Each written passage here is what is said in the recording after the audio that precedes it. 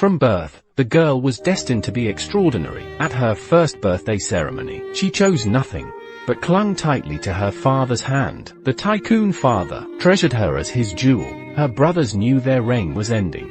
This infant already knew how to secure power. Growing up, her brilliance and determination built her own corporate empire. Named Shirley's Choice, her journey has been smooth sailing. Not mere luck, but an adaptable mind seizing opportunities. When caught in celebrity gossip, she turned scandal into marketing gold. While others panicked about damage control, she demanded her earrings stay uncensored.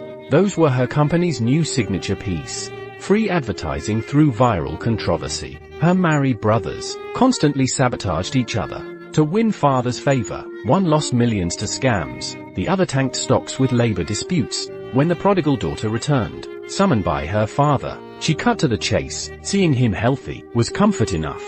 Her word secured her inheritance. Shockingly, he passed her the corporate crown, proving her unmatched capability. Shirley's meteoric rise knew no limits. Anticipating busy years ahead, she indulged in paragliding, her favorite adrenaline rush, but she never knows this flight would catapult her into chaos. Cameras documented every glide, until freak winds struck. As Shirley marveled at heaven's favor, disaster answered. Tractors flew through air, skies darkened, a tornado swallowing all.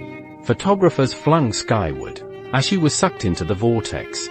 When wind subsided, rescuers found only casualties, either dead or injured, except Shirley was missing, dangling from tree branches. Hours later, she regained consciousness to alien surroundings. She radioing her assistant, but there was no answer. Peering down, "God!" she screamed instinctively. A patrolling soldier heard cries in the forbidden border zone. Weapon ready, he approached cautiously, gun aimed. Shirley beamed, thinking its father sent rescuers. Her relief shattered at his unfamiliar insignia. He advanced, gesturing her to get down of the tree. "I would if I could. This height, I have no strength left."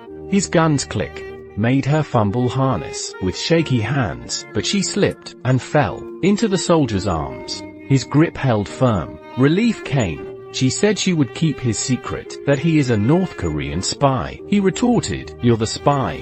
"What? This is North Korea." She scoffed in disbelief, until he named their location, DMZ. Interrogation threats made her blood run cold. "Just let me cross back." Simple solution. Crossing the boundary meant, maybe there is no return. She turned to flee, into a minefield warning. As he stepped, a mine was under his foot. "You okay? Don't move." Shirley wanted him to turn around and check. Reaching for his radio, it plunged into river. Fortunately, his foot stayed planted. Shirley grabbed the device as he began gratitude, but she scoffed, "Calling your squad?" "No way." She vanished into woods. The man warned her about a wooden landmine underfoot. "Stay close to the shore if you want to live." Shirley sensed the man wasn't completely heartless. She placed the walkie-talkie a meter away from him. "At this current speed of the water, 20 minutes, and you'll reach it. I was just buying time to escape. You know how it is." Shirley stared at the motionless man. She confessed sincerely, "You're exactly my type. If our nations reunite someday, we could meet differently." The man was speechless. Joking in this situation? As Shirley was about to leave, his comrades arrived. Shirley signaled him to stay quiet, but he ignored her. Shirley knew she was trapped. Her only option was to run. The chasing soldiers halted abruptly. A dense minefield blocked their path. Shirley expertly navigated the minefield. To capture her faster, soldiers circumvented the mines. Shirley reached the iron fence. The frantic soldiers yelled, "That's not your country. Come back." Shirley ignored their gestures. A soldier drew his gun to intimidate. Shirley climbed over effortlessly. Allowing infiltrators into North Korea meant severe consequences for them. After wandering endlessly, she spotted a South Korean ad bag. Relief washed over her. She'd escaped North Korea. Why is the border so dark at night? No lights at all? Muffled voices echoed around her. Lights suddenly blazed. A broadcast announced group exercises. This felt nothing like South Korea. Shirley realized she remained in North Korea. Military vehicles approached. As headlights blinded her, someone pulled her into shadows. It was the same soldier. Shirley's mind raced. Stranded in hostile territory, he was her only hope. She deployed her acting skills. "What brings you here again? Fate keeps crossing our paths. Seeing you is the silver lining today." The soldier debated, arrest her or eliminate her. Shirley broke the tension, got food. He brought Shirley to his home. Never imagined such humiliation. She consoled herself, life experience. Money can't buy this adventure. As he prepared food, her true nature emerged. Hosts eat first, she claimed. He saw through her act. South Korean etiquette, she insisted. His expression darkened. A chaebol heiress. Reduced to peasant life. Shirley poured water into a tub, secured a makeshift tent, creating a bath area. She rationalized. Rustic sauna experience. Little did she know. This bath was a rare privilege. Emerging refreshed, the power suddenly died. Panic gripped Shirley. Never experienced blackouts before.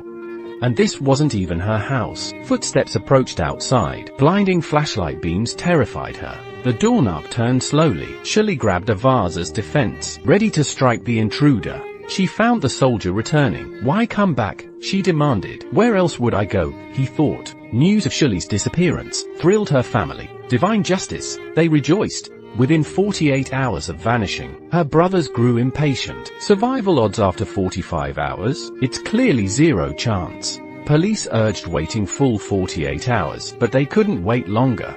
Their father planned to make Shirley CEO. Now she's stranded in North Korea. The soldier faced dilemma. Harboring a foreign infiltrator meant punishment for all guards. To avoid detection, a sailor suggested smuggling her out. Escape via cargo ship tomorrow. Shirley vowed eternal gratitude. While Jung-He was away, rival Xiaozhua seized the chance to demand surprise inspection. Jung-He, who was away, immediately sensed something was wrong. A speeding car was then seen racing down the road. As traffic officers approached the speeding car and spotted the conspicuous 729 license plate, a passage was swiftly cleared within moments. Jung-He stepped harder on the accelerator. Even the checkpoint commander ahead adjusted traffic lights for this vehicle. They sped through unimpeded. At the security gate, guards immediately recognized the VIP class vehicle and waved it through. Rumor says, block 729's path, and your life ends abruptly. Meanwhile, Xiaozhua arrived in the village. Inspectors reported completion of checks. When informed of Jung-He's home inspection, Xiaozhua noticed something odd. Jung-He was supposed to be away. Why were lights on inside? Unaware, Shirley flipped through books idly at home. Sudden dorm inspection announcement outside left Shirley bewildered. Dorm checks?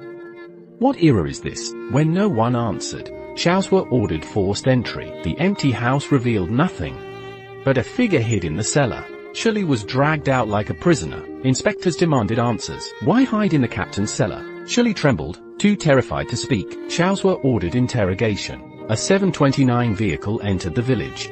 Villagers stared in shock. As Jung-He marched toward Shirley, she shook her head frantically, knowing her unclear status might endanger him. Xiaozhua aimed his gun at her head. Jung-He declared to gun-wielding Xiaozhua, "This woman's my fiancée." Shirley never expected this claim. They'd barely known each other. When asked for ID, Jung-He lied. She's intelligence. Her identity's classified. Can't be disclosed. After convincing Xiaozhua to leave, Shirley grew anxious. What if this fiancé lie explodes? Jung-He reassured her. You'll leave tomorrow night. As Shirley anticipated escape, eavesdropped village women gossiped. Comrade Jung-He seems to dislike her. Jung-He wore guilty expression. Shirley turned rage on Jung-He. He feigned innocence. At dawn, the rare 729 car became villagers' fascination. Shirley stopped departing Jung-He, pretended to dust his clothes. Jung-He puzzled by her act. Shirley whispered, "Play along. Elderly women are watching," told him to stroke her hair. Jung-He, exasperated, obediently complied. Shirley acted bashful, making onlookers cringe. As Jung-He tried leaving, Shirley signaled him to wave. He mechanically waved goodbye. Thinking, never cross women, Shirley schemed relentlessly. Relief, escape tonight. Unaware of mysterious figure planting bugs near their home. Every word they uttered was clearly monitored. This surveillance complicated escape. Before departure, Shirley prepared gratitude list for villagers' assistance. Promised post-unification rewards to exchange current certificates. After distributing rewards, only Jung-He remained empty-handed. Final formalities concluded. Jung-He fumed silently, but Shirley had special gift that nearly gave him stroke. A tomato seedling gift. Shirley explained, "When I'm gone, this plant will remind you and warm your lonely yard." She traded for half-sack potatoes. Jung-He doubted her sanity. Half a sack could last year. Eavesdropper listening thought, this girl's clearly unhinged. Night fell quickly. They reached designated dock. Jung-He bribed boat crew to transfer Shirley mid-route to South Korea-bound ship, but Jung-He remained uneasy. They boarded the ship with Shirley. Perhaps this farewell would be their last. Only then did they exchange their names. A sudden beam of light shone down. The captain was stunned. Why an inspection now after months of nothing? He hastily hid the two beneath the deck. Jung-He suddenly had a bad feeling. Shirley never expected that Jung-He, the epitome of integrity, would pull a move she couldn't even imagine at this critical moment. The surprise inspection panicked the captain, but Shirley was even more terrified. If they got caught, would she ever make it back home? Meanwhile, Jung-He was worrying. How should they handle exposure? He asked Shirley if she watched dramas. Shirley knew he must have a plan. Jung-He hesitated. Not sure if this will work. I've never tried it before, but it's unconventional. Shirley was frantic. In this critical moment, just try it. The deck suddenly opened. Jung-He signaled, here goes nothing. As the deck opened, the inspector froze at the sight. The pair froze when movement ceased. At the sound of reopening, they resumed their act abruptly. The intensity made the inspector want to watch longer, but he ordered them up. Get up here now, the inspector barked. Seeing Jung-He's police credentials, the inspector scoffed, a public official canoodling here. Shirley interjected, we're getting married, came for fishing, got carried away. The inspector relented, turn this ship around and go home. Shirley panicked, their escape boat was right there. She had to reach it. Jung-He warned, want the captain to die for your recklessness. Grinding her teeth, Shirley stayed. Can I take the ferry tomorrow? She asked. No, Jung-He flatly refused. Maritime restrictions will last 8 to 10 days. Shirley glared. Couldn't you lie to comfort me? I won't comfort with lies. You liar. Cheater. Earlier you calmly said, she's my fiancée. Jung-He argued, I was helping you. Shirley countered, what about that surprise kiss? That was accidental. Jung-He started. Shirley shrugged. I don't fuss over such things, but at least apologize. That kiss meant nothing, Jung-He insisted. Just strategy. Don't dwell on it. Shirley's anger grew with each word. Next morning, Shirley awoke to rich aromas. Jung-He was grinding his prized coffee beans. Years-old coffee beans. His most precious stash. Perhaps guilt over the kiss motivated him. He brewed Shirley a cup. A genuine "this is amazing" made his sleepless night worthwhile. As Jung-He left, Shirley stopped him. After last night, thank you for all your help. I have something for you too. Jung-He watched intently. Shirley formed a heart shape with her hands. Jung-He's mind went blank. Her blush made him realize this gesture meant something. Later, he consulted a K-drama obsessed colleague. It means she likes you, came the verdict. Jung-He panicked. That evening, walking, Jung-He blurted, to avoid confusion, I must tell you something. What confusion? Shirley asked. I have someone. He confessed, a fiancé in Russia. Shirley blinked. Why tell me this? I have men waiting, many in Seoul, rushing back to them.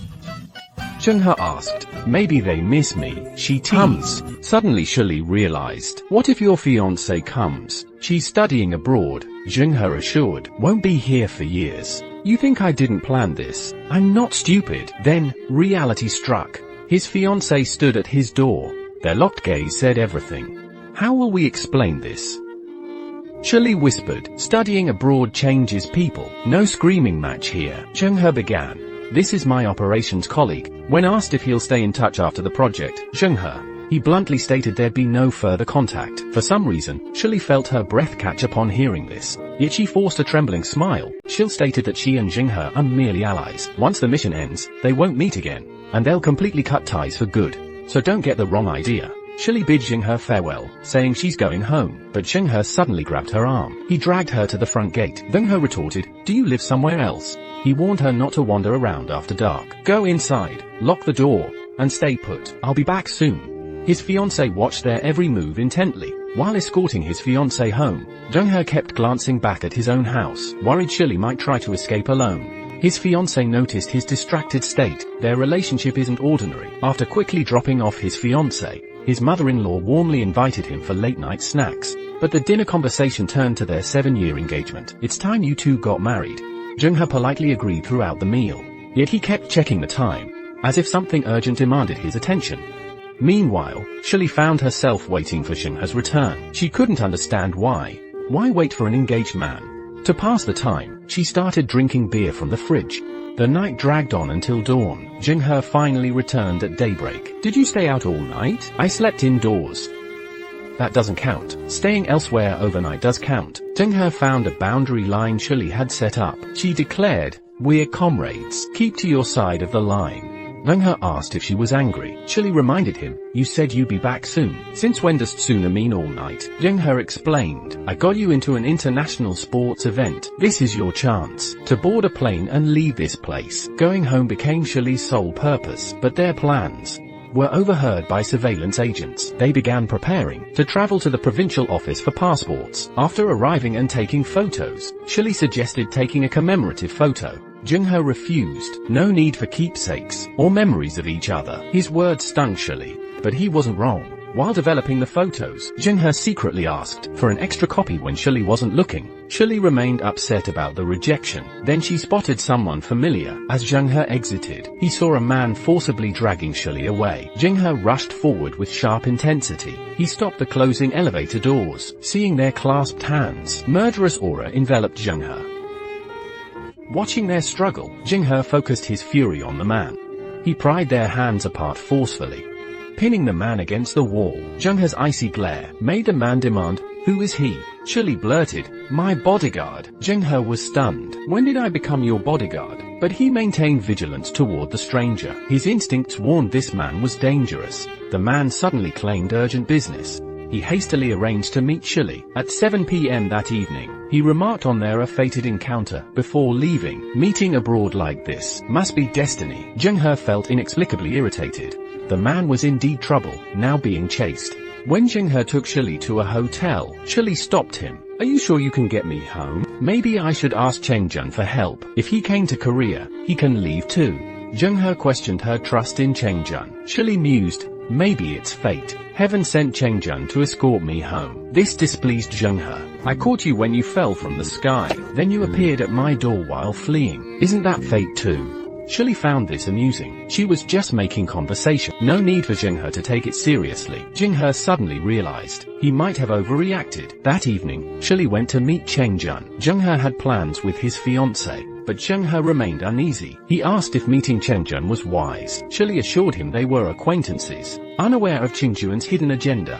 Watching Shuli approach Cheng-Jun, Jung-He felt deep unease. At family dinner, Jung-He's father announced, since the two of them have been engaged for 7 years, let's have them wed by the end of this month. The mother-in-law was beyond excited hearing this. When everyone asked for Jung-He's opinion, Jung-He dutifully replied that the arranged engagement must be honored as agreed, though his fiancée was overjoyed. His decisive answer made her uneasy. While Shuli was in the restroom, Cheng-Jun called her brother, proposing a secret deal. "I'm having coffee with your dead sister. Listen if you don't believe me." Hearing his sister's voice, her brother panicked. Unaware of this, Shuli kept chatting with Cheng-Jun about their return plans. Every word heard by her brother. If Shuli never returns, he inherits everything. Cheng-Jun showed Shuli's photo to corrupt official Xiaozhua. Xiaozhua immediately recognized his rival's fiancée. Cheng-Jun asked Xiaozhua to shelter his friend and prevent her return home. Xiaozhua revealed, through intercepted intelligence, Shuli plans to return disguised as an athlete tomorrow. Cheng-Jun urgently demanded Xiaozhua stop her. If she returns, his deal with her brother collapses. Shuli obliviously attended her farewell dinner. The departure time approached. Jung-He offered a formal handshake goodbye. Shuli's heart ached at his restrained farewell. Couldn't it have been a hug? But Jung-He kept his distance. Shuli thought this was their final goodbye. Little did she know the real drama awaited. The eavesdropper listened to their farewell. Tears welled in his eyes, yet he still reported their departure. Shuli was escorted to the airport. A speeding car approached from behind, alarmingly fast. Another vehicle raced toward them head-on. Simultaneously, a motorcycle emerged from the bushes and opened fire. Shuli's car swerved to avoid collision. The oncoming vehicle accelerated. Before they could unbuckle, a motorcycle sped past, carrying Jung-He. Jung-He intercepted the truck with his bike, fired a shot. The vehicle exploded. Shuli rushed to Jung-He. An assailant emerged. As gunfire erupted, Jung-He shielded Shuli. Shuli drove desperately, accelerating to 180 miles per hour, facing airport and hospital signs. She chose the hospital. Her companion urged the airport. Shili feared for Zhenghe's life. Seeing Zhenghe critically wounded, she ignored all warnings. At the hospital, doctors found Zhenghe in critical condition, requiring immediate surgery. Massive blood loss exhausted supplies. Urgent resupply needed.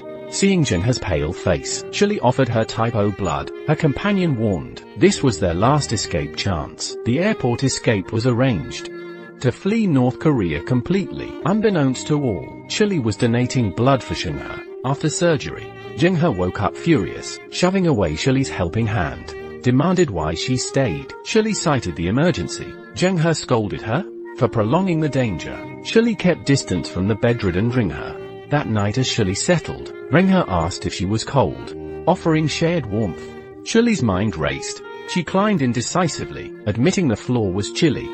Zhenghe chivalrous vacated the bed. Shili promised to behave, teasing his caution. Zhenghe reluctantly complied. This intimacy bridged their distance. News of Zhenghe's injury spread. His mother-in-law rushed over, first inspecting for missing limbs, relieved finding him intact.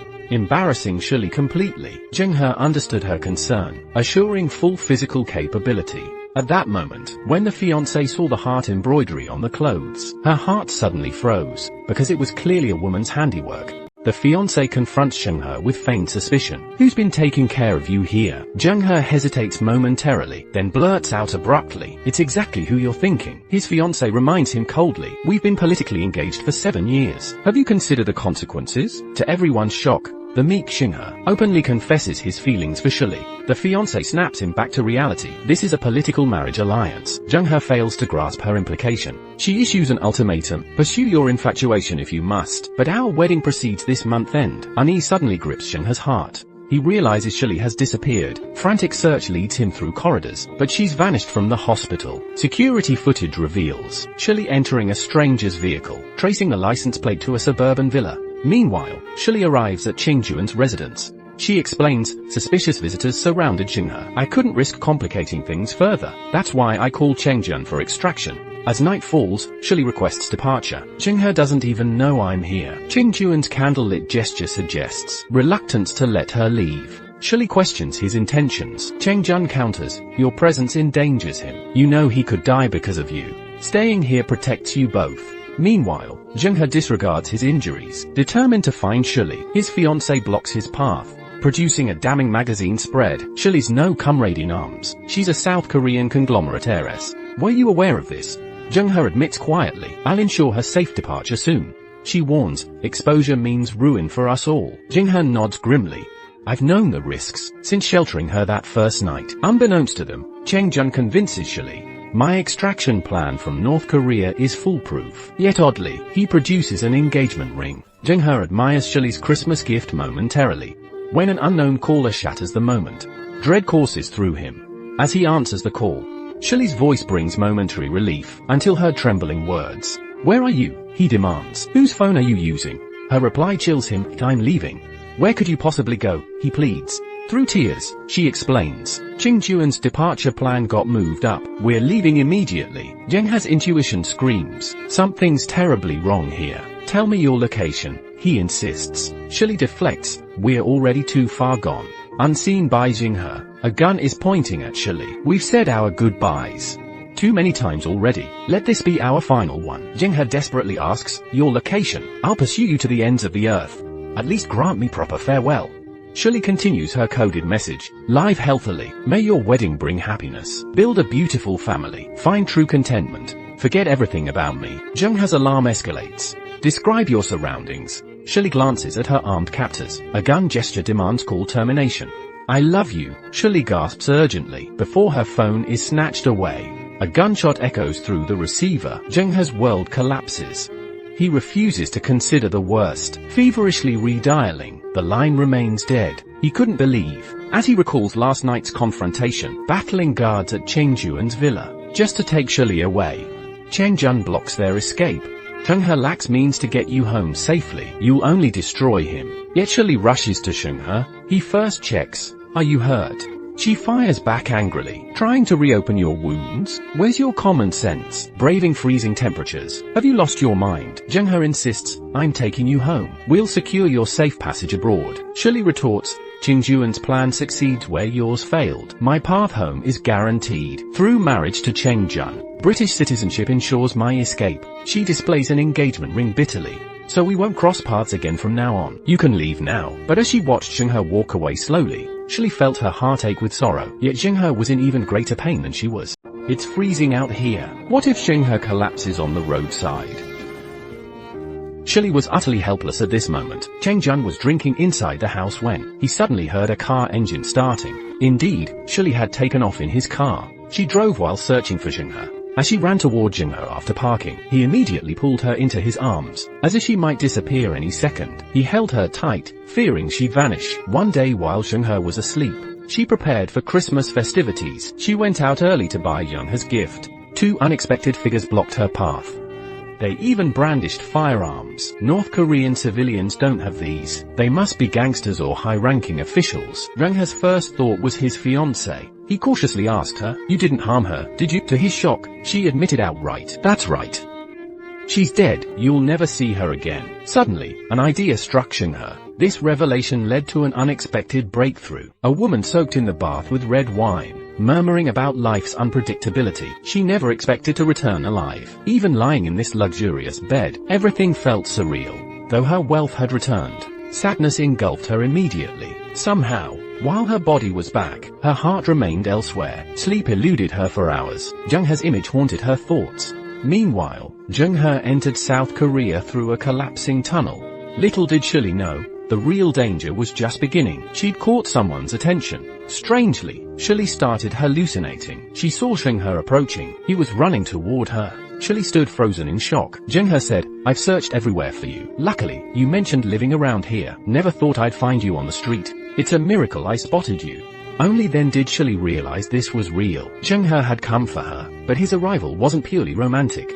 Shili learned from Xinghe he'd infiltrated the area secretly. His target, arch-enemy Zhao Zhiqiang, Zhao's corruption and smuggling, were exposed by Xinghe's investigation, but he escaped during the crackdown. Shili was baffled. What's this got to do with us being here? Xinghe revealed Zhao was here too, and Shili was his target. He'll use you to strike at me and my father, even destroy our family. I won't let him succeed. Shili finally understood. When will you go back? She asked. After catching him, Xinghe replied. Shili nodded. She took Xinghe to her apartment. The doorbell rang as they arrived. Security feed showed her brother outside. Why's he here? She wondered. This wasn't a social call. When she didn't answer, he prepared to force entry. They'd gotten her door code from their mother. Hearing the door unlock, Shili hid Xinghe quickly. "This is trespassing."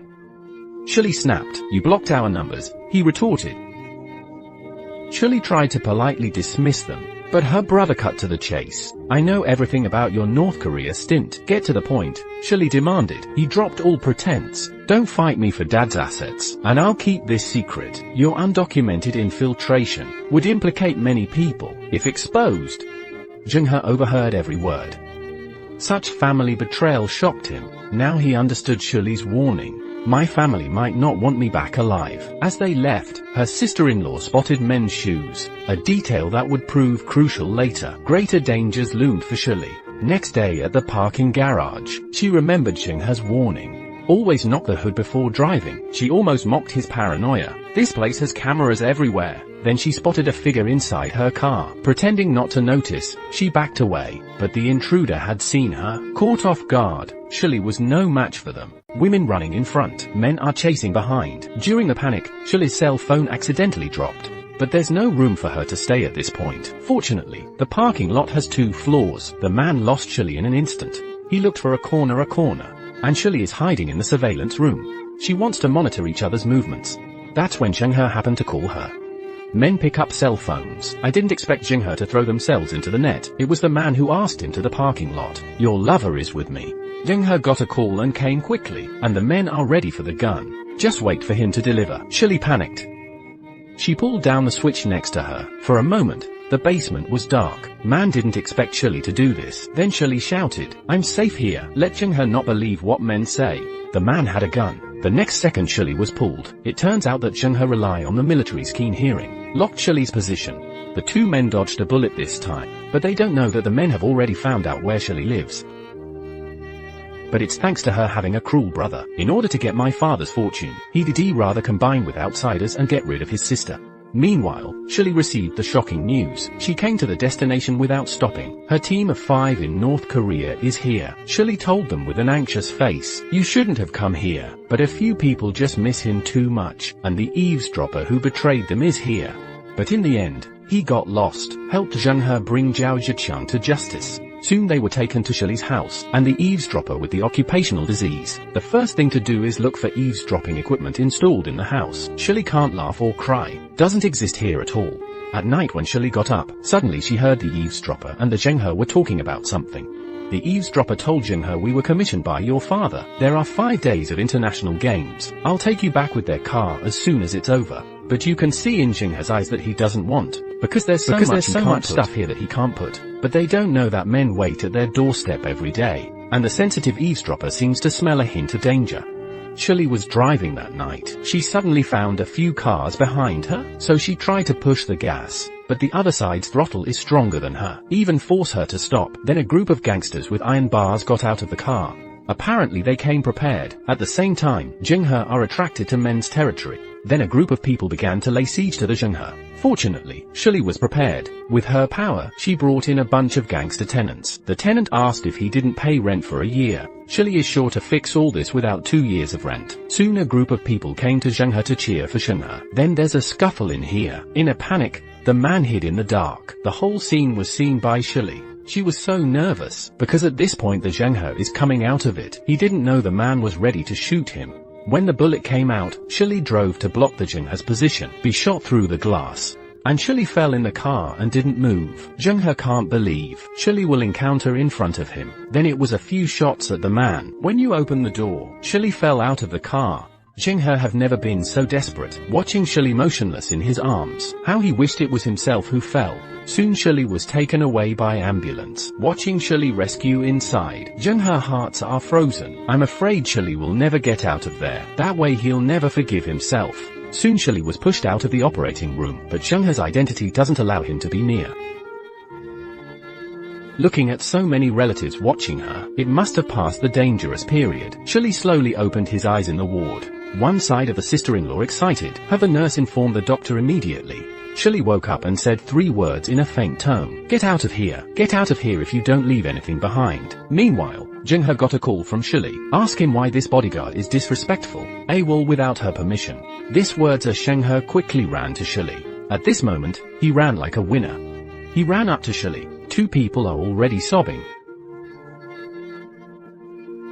Zheng He asked Shirley why he drove his car into the dangerous zone. "If you're really dead, what should I do?" At the moment, Shirley reached out and just wanted to hug Zheng He. A single hug proves her willingness. She'd abandon everything, even her life, for Zheng He. The 5 outside learn Shirley has awakened. They excitedly rush in for a hug, but Zheng He blocks them. Shirley isn't in any condition for hugs. A handshake will do. Zheng He questions how they knew Shirley was awake. The eavesdropper retrieves a listening device from under the bed, planted while Shirley was unconscious. "We needed intel on her condition here, but we overheard something disturbing. We've got it all recorded. Proof of how her family treated her while she was out. Unaware they're being photographed across the street. Strike gold on my first day. Front page material for Truth Press. With these photos, my paycheck's doubling this month." Shirley's new boyfriend trends instantly. Shirley smirks. "We do look good together. That paparazzo's got skills." Little does he know, national agents approach her father, show a suspect's photo. "He was smuggled in from North Korea, targeting your daughter. We need to question her." Agents storm into Shirley's room. As they mention the shooting, Shirley tenses up. "What if I confess? If I tell the truth, will you catch him?" Before answering, Shirley summons her family. Time for a family revelation. She plays a recording of her brother and sister-in-law plotting her elimination. While she lay helpless, they planned their next move, oblivious to the bugs we planted. The father reels in shock. He could never imagine that his son could do this kind of act. It was all her idea. The brother points at his wife. Their mother snaps, slapping him hard. But this goes beyond a slap. The real threat still lurks. Meanwhile, the fugitive hides in an abandoned warehouse. Little does he know, Zheng He's closing in. No mercy for scum. His own fate now hangs in balance. The man raises his gun, only to see laser dots covering him. The man smirks, "Shoot me, and we both die." Mutually assured destruction. The fugitive realizes there's no escape. He draws his weapon, taking someone down with him. Zhenghe dodges as laser sights lock onto the man. Gunfire erupts. The man's body jerks with impacts. Zhenghe rolls to cover as bullets fly. The riddled corpse hits the ground. North Korean infiltrator eliminated. Zhenghe knows what awaits him, and those he'll implicate. He closes his eyes, finger tightening on the trigger. SWAT bursts in. No heroic exit now. He knows their snipers never miss. The gun clatters to the floor. Meanwhile, Shirley wanders through the storm. Where's Zhenghe? He's not answering. Agents storm her room. National Intelligence Service. You're all coming with us. What's this about? Shirley feigns ignorance. Her North Korean allies get cuffed. Shirley rips out her full lines. Chasing after them. Take me instead. Interrogate me. We're fine. The five insist. Go rest. Guilt consumes Shirley. They sacrificed everything. They did nothing wrong. Monitors spike with her distress. Everyone who helped her, now in custody. But internally, they're terrified. Imagining torture, poison, execution. Endless nightmares play in their minds. The interrogation chamber awaits. Prison jumpsuits replace their clothes. Cold medical examinations follow. Then come the cameras. But the five stay silent. Zhenghe? He's stone. He became as still as a wooden puppet. Little did he know, the NIS had already uncovered that he was the son of a North Korean military officer. His father learned immediately that their entire unit had been captured. When he learned that fugitive Zhao Zhiqiang had died, he found some solace in knowing Zhenghe remained unharmed. To investigate Zhenghe's potential misconduct here, they activated the global positioning system, tracking his movements through surveillance. But records showed he wasn't opening doors, but instinctively helping people in danger, even assisting elderly without hesitation. The boss snapped, "Bring me these files. Are we nominating model workers now?" The clerk shrugged, "That's all we have." The boss confronted him personally, demanding why Zhenghe entered South Korea illegally. Zhenghe had prepared his response. "I wanted to recruit Shirley to North Korea, because I knew she was wealthy." When Shirley heard Yang-he's testimony, she realized he was protecting her. She confessed everything to NIS agents. Zhenghe came to arrest Zhao Zhiqiang. "I was the one sheltering them. Please ensure their safe return. I'll take full responsibility." Shirley tried to align their stories, but Zhenghe stubbornly insisted, "I was just using her to recruit her for North Korea." "Stop. You'll ruin your life." Shirley pleaded. Zhenghe remained resolute. "I don't want to see you." Shirley left heartbroken, not because of his coldness, but knowing it doomed his future. Shirley suddenly collapsed. "Why be so harsh?" agents demanded. "You made her faint." Zhenghe bolted outside mid-sentence. Shirley had barely survived. Now she ran desperately. "Don't come closer." She charged forward relentlessly. At the military demarcation line, tension gripped both sides. Zhenghe broke free, crossing the border again. Guns pointed from both sides. They ignored the danger. Yesterday, to protect Shirley, he delivered cruel words. Shirley hadn't gone far when she collapsed. Zhenghe raced to the hospital. Shirley, still recovering, her condition worsened, flatlined on the monitor. Zhenghe hated himself. Watching defibrillator charges climb. No response from Shirley. He vowed to follow her in death. Miraculously, she revived. Vital signs returned. Zhenghe finally breathed, though silent throughout. Shirley's mother saw his anguish. When Shirley awoke, Zhenghe's being deported. The convoy was already moving. Shirley snapped, "I must see him. Just one last look." Both nations secretly agreed to exchange detainees. Shirley arrived just in time. Their embrace triggered panic. Guns drawn again. They mean no harm, just saying goodbye. Guards separated them. The line divided nations. They thought they'd be safe, but fate had another trap awaiting. Zhenghe's father learned. Rivals took him. Dread filled him. The convoy stopped abruptly. Soldiers surrounded them. Confused captives removed. A fat man approached. Zhenghe saw the deception. Gunfire erupted. The fat man panicked. Zhenghe's father arrived. In full uniform, the fat man drew his gun. A single shot dropped him. Zhenghe's first time seeing it, but he knew his father's power would clean this up. Shirley got texts from Zhenghe. Impossible across the DMZ, yet his messages came daily. Each morning's text healed her spirit. Zhenghe resumed his life. His fiancée approached. This time she wasn't chasing Zhenghe for marriage. Zhenghe couldn't grasp what his fiancée meant. His fiancée produced the camera from their Sweden trip, declaring she now understood being meant to be. Zhenghe examined the camera, containing photos he'd taken in Sweden. Shirley had been beside him all along, even secretly photographed her. This was truly fate's design. On Shirley's birthday, she received Zhenghe's final message. Let's meet where we first crossed paths. No specific time set. Fate will guide us there. Shirley instructed her team. Handle issues autonomously. Make your own calls. I'm taking leave in Sweden. No contact unless urgent. Arriving in Sweden, paragliding soothed her again. Losing balance during landing. Tangled in the parachute, she groaned. Why does the landing always go wrong? As she emerged, a man's voice startled her. Failed landings lead to wise stops. Zhenghe stood smirking at her plight. Tears of joy streamed down Shirley's face. She sprinted and embraced him tightly. This moment was long overdue. Countless words dissolved into their kiss. The story closed with their passionate embrace.